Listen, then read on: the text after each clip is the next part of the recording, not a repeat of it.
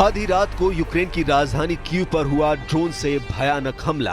Kyiv के आसमान पर बम गोलों की बरसात ऐसी हुई कि पूरे कीव में सायरन गूंजने लगा। चारों तरफ चीख पुकार मच गई। अधिकारियों ने बताया कि रूस ने कीव और यूक्रेन के अन्य हिस्सों को निशाना बनाते हुए रात भर मिसाइल और ड्रोन हमलों की कई लहरें चलाई, जिसमें क्रीवी रीह में एक नागरिक की मौत हो गई और कीव और अन्य जगहों पर इमारतों और कारों को नुकसान हुआ।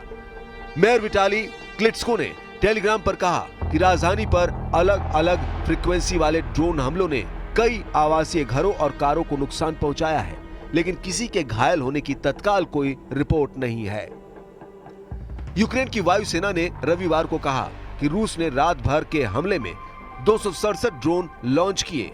यूक्रेन ने दावा किया कि उसने 138 ड्रोन को मार गिराया और जैम किए जाने के बाद 119 रडार से गायब हो गए।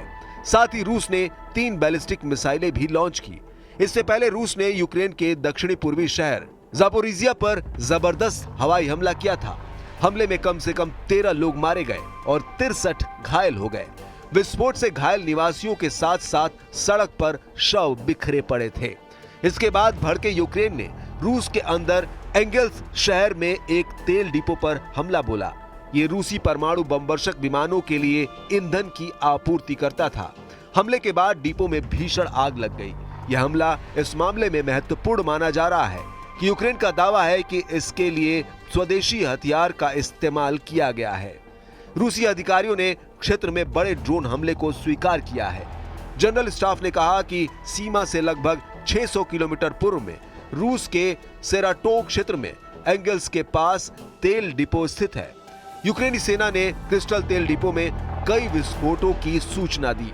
यूक्रेन के राष्ट्रपति व्लादिमीर ज़ेलेंस्की ने पिछले साल कहा था कि उनके देश ने ऐसा हथियार विकसित किया है जो 700 किलोमीटर दूर लक्ष्य पर हमला कर सकता है। कुछ यूक्रेनी ड्रोन हमलों ने 1000 किलोमीटर से अधिक दूर के लक्ष्यों को निशाना बनाया है।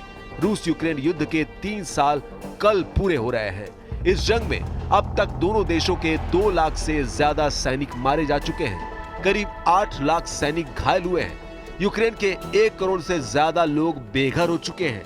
इनमें 20 लाख बच्चे हैं जो इस युद्ध की त्रासदी से जूझे।